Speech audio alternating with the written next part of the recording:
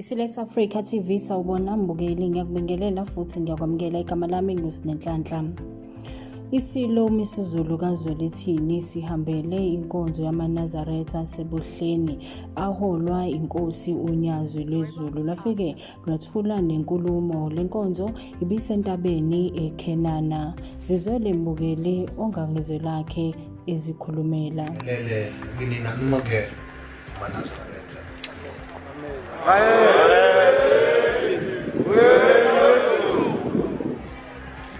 Ngicela ukuba ngibonge ngithokoze kakhulu isibusiso esikhulu kangaka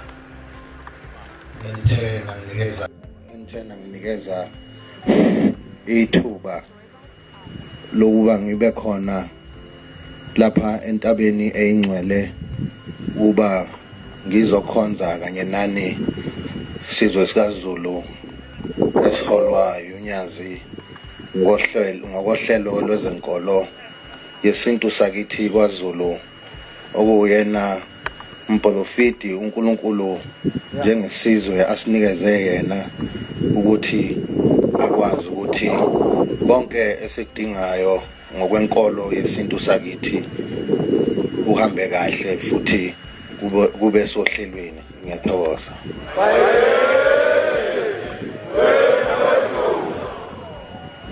Ngiphinde futhi ngizwakalise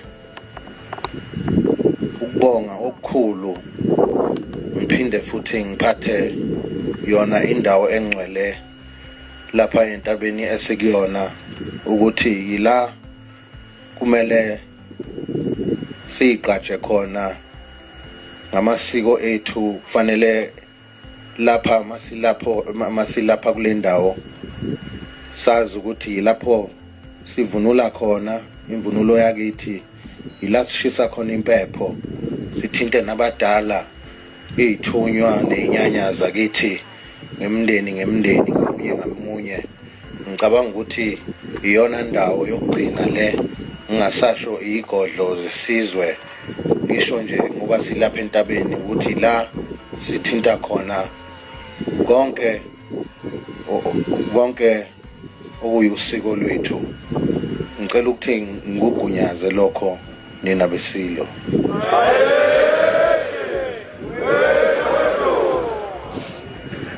Bengingezile nina besilo uzokwanda kakhulu ngenkulumo bekukubingelela nje nokuzwakalisa injabulo enginayo ekujuleni kwenhliziyo yami ukuthi sibe ndawonye kule ndawo. Ukhona amakhosi, ngijabula kakhulu mangibona amakhosi ngenhlahla, amakhosi amaningi esinawo khona lapha ngibambisene kahle nawo, futhi ayikho futhi inkosi engingabambisene kahle nayo. Onke amakhosi sibambisene kahle nawo.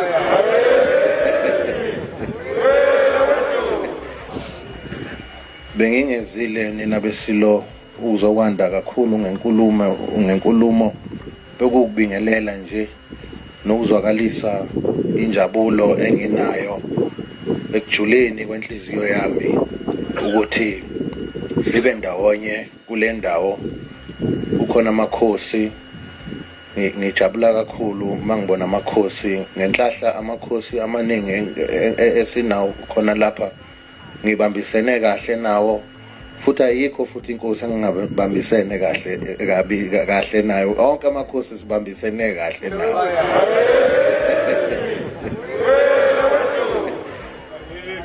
Ngingaphothuli kodwa ngingakhohlwa futhi ukubonga kakhulu maNazaretha, kodwa futhi ngiphakamise kakhulu uNyazi lweZulu. Mhla lufika esigodlweni kwakhangela, anginawo amazwi okubonga umkhuleko enafika nawo. Ubaba wahamba wabusisa nesibaya esakhiwe yinina Zulu, engicabanga ukuthi umsebenzi waso namhlanje, ngoba kade nilandela konke okwenzakalayo, ngoba sike sahlala nobaba isikhathi ngiyamthanda ubaba ngoba akatha uyikha phezulu ukuthi cha kuzohamba kahle konke namacala khona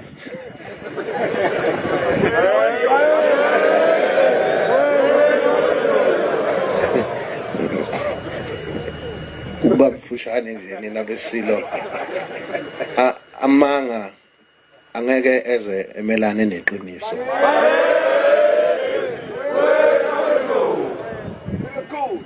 ngicabanga ukuthi nizibonele nani akukho okungesile iqiniso esihamba nakho ngabe angikho lapha ingakho nobaba wangigodla ngisemncane ngoba wayazi amaqiniso mina beSilo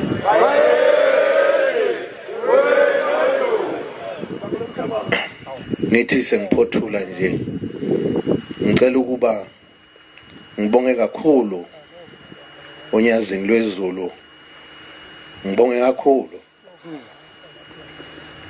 esilweni esingizalayo nasendlovukazi ukuthi ubuhlobo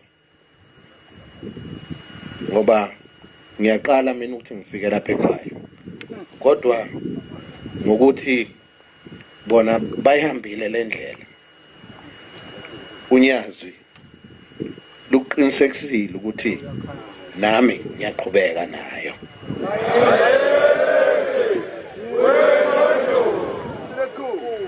ngithokoze nina beSilo ngithokoza kakhulu Shembe unyazi ukuthi ngizinikele ngikhona ngenhlahla nawa namaduna engibambisene nawo siyohlezi sikhona nhlanzi siseduze kwakho sikuvikele sihambe nawe ukuze sizwe sihambe indlela eqondile nendlela enoMnkulunkulu sikhona thina nyazi lwezulu ngiyazi ukuthi izibongo zethu nonyazi icishe zifane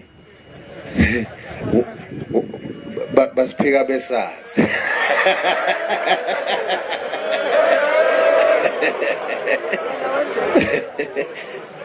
nina beSilo ngithokoza kakhulu akuthi nginifisela ngoba ngiyazi ukuthi ngoba nilapha kule ntaba nje nizokhulekela futhi nizocela uShembe umdali unyaka umusha unyaka oneyibusiso unyaka oyimpumelelo ngakho ke nonke ngamunye ngoba nilapha akuthi yonke imikhuleko yenu enize ngayo ukuzoqala lo iwona new year wethu ke lona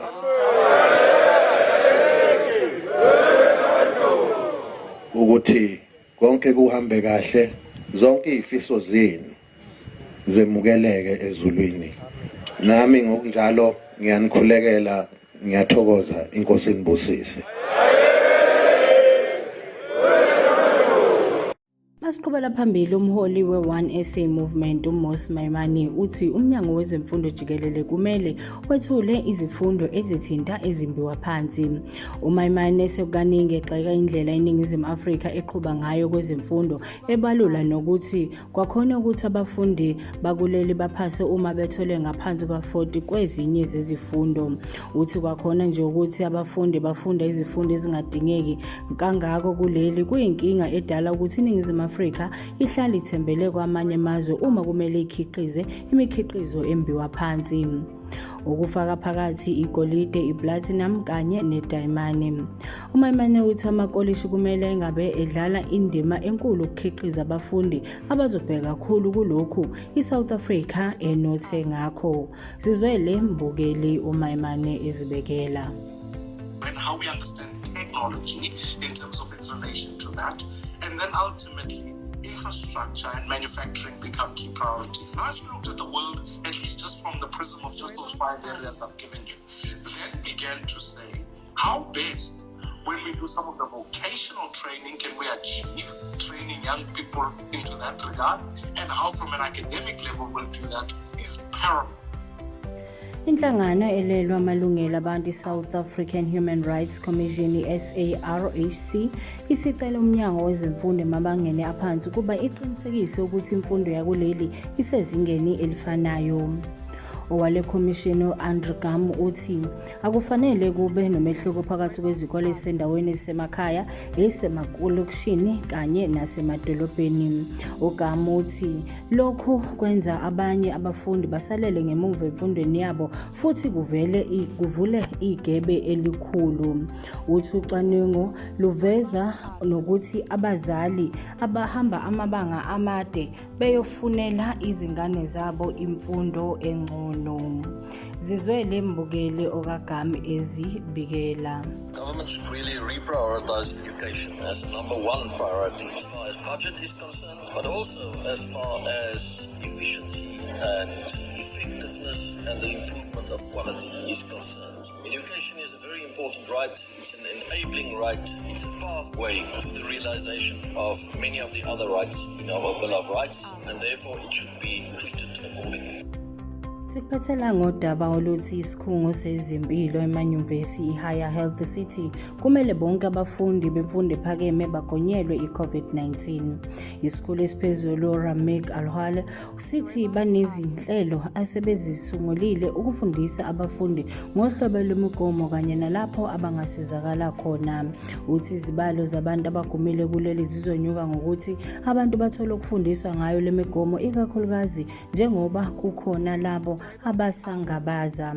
Uthi lolu hlelo luzoqhubeka kuwo wonke amanyuvesi, amakoleji kanye namakolishi emisebenzi yezandla. Sibeke lapho-ke mbukeli izindaba zosuku lwanamhlanje. Siyacela uzivakashele epage lethu lezinkundla zokuxhumana kwiTwitter @SelectAfricaTV, Instagram @SelectAfricaTV, kuFacebook uyasithola kuSelectAfricaTV. Siyacela futhi uphinde uye lapha ku-YouTube usilike, usubscribe, uphinde futhi ucommente. Sizwe nje umbona wakho mayelana nalo lolu daba lokuthi ngabe kufanele yini abafundi basemanyuvesi ukuthi baphoqwe ukugomela iCovid-19. Mina nginguSinenhlahla, le iSelect Africa TV.